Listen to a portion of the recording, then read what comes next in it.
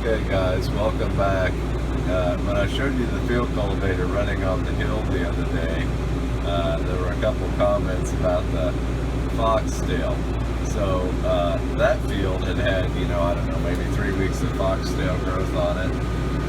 This field here, I think we're pushing 5 weeks of foxtail growth. This is a low bottom.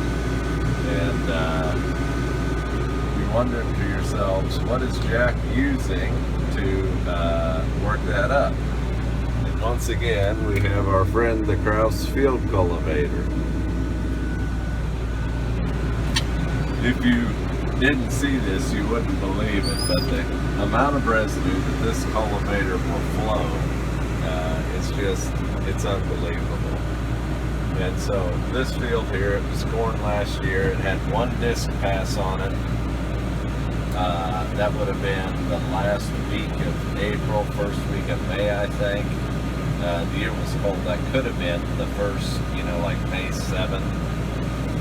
But anyway, then the field was let go. You're looking at the surface there and you're thinking that looks a little bit rough. But that surface is very deceiving because this is sugar dirt down here in the bottom. And so what I am doing here, this is going to be beans, and what I am doing here is I'm doing one pass as fast as I can go, 2 inches deep. It's the evening right now. You can see we're facing west into the sun. But we'll do one pass, 2 inches deep, and we will cut all these weeds off. Then we will be here tomorrow morning, right at sunrise, working it again. By then, the weeds will have wilted down. They will just flow through the field cultivator and they will make the prettiest seed bed. The risk we run is we have to go a little bit deeper for moisture after we do 2 passes with the field cultivator. But having a tool like this that can do this, and we put the 4-wheel drive on it. Having a tool like this that can do this, get my finger out of the lens there. We'll get it set on 2 inches there and we'll give it full throttle.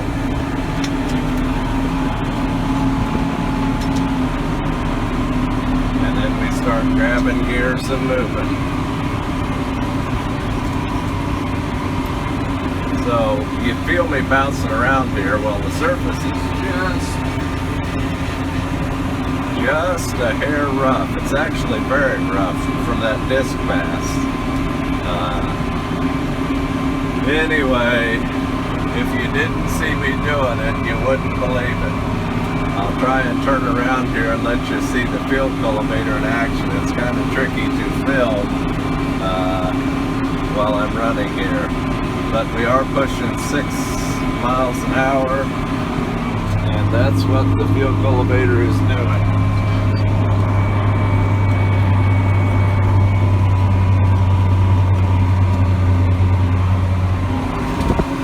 So anyway, you can get away with that on ground like this on sugar dirt. You can take those weeds down and come back and go a hair deeper, 2.5 or 3 inches, and then when you come back and plant, your net depth is going to be about 4 inches, and it will work real good on this sugar dirt. Thanks. So this bottom does variate between the sugar dirt on the ends and what we're in right here, which is black. There's a colloquial term for that involves a tiger, but it's relatively black, high fertility, high organic matter soil in the bottom, but it's tight. And so when you're working here, you want to skim the surface real good, but not go so deep that you turn up ribbons. Every clod that I'm leaving here now, there's a real good view of it. Every clod that I'm leaving now will be with me for a while, but that is one of the funny things about the tight soil in the bottom is that once it hits a rain, if you dry the clod out completely and a rain comes, they'll melt right back down. They're kind of funny soil. It took me years to learn how to work it. So this is the bottom where we were picking corn last winter, and this is in this black spot here. Right over there is where we were having to tag team the corn picker to get the field to open up. It's bottom ground, and it has its own set of tricks, and if you're going to farm it successfully, you need to know how to work it. So the biggest thing on working the dark soil here is don't go too deep and turn up horrendous ribbons. Okay guys, when you're pulling the guts out of your field cultivator in these horrible conditions, I just picked up a plant from last night. See if you can see him there. He's wilted down real nice. He probably was almost 1.5 feet, creeping up on 2 foot tall. So I'm pulling the guts out of my tractor. I am letting it cool down just a little bit. There's what the seed bed is starting to look like. You do need to clean off your field cultivator every now and again, so I've done about 15 acres now, and I just got out and cleaned off the field cultivator from the wilted residue, and I give my tractor a chance to breathe. Over there on the other side of the tractor is the finished seed bed. Okay guys, so there is the finished seed bed. Still a little bit lumpy, but not bad. Not bad. And so, a couple tricks. I showed you cleaning off the field cultivator there. I have dropped another gear. Speed is about 5.6 to 5.7 now. But it's taking that because it's pulling hard, and you can see the tractor, feel the tractor jumping around a little bit. One thing that I find helpful is that on the second pass, I will variate the tractor pattern a little bit. That way I can see, that aids me in seeing, and I don't know if you can make it out there, but there is a moisture line in the soil. By going a little bit deeper, I'm still pulling moisture. Moisture line there looks pretty good. It's pretty easy to see. And so, slow down, go a hair deeper, variate your pattern a hair. That assists you. You can kind of see where the tire tracks were from last night. And just let it rip. Like I said in the video, or in the little clip there right before this, I am getting out and pulling the foxtail off the back 2 ranks. It appears to build up there most of all, but it gives me a chance to let my little tractor cool down. Okay guys, it's 2 o'clock. I've been planting for several hours now, and there is my seed bed. So I didn't mention it. We'll go ahead and start running here. You can see I'm turning up moisture. The sugar dirt will do that for you, and you can see what kind of seed bed it is. It's just packing it in like powder. So the foxtail has wilted down. You can see my openers. The field cultivator leaves all that residue on the surface.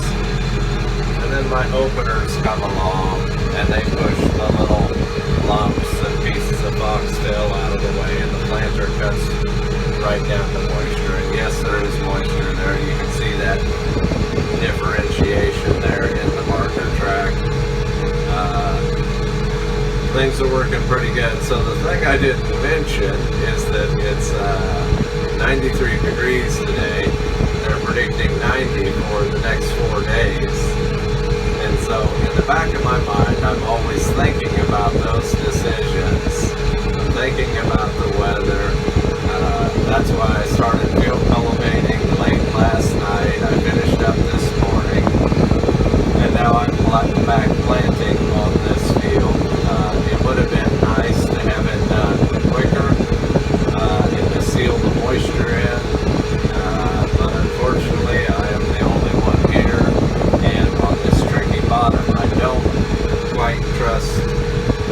kids to run the field cultivator. So I'm gonna show you something up here. This is the sugar dirt. You can see it. And now we're getting into the part of the bottom that I proverbially call the tiger crap.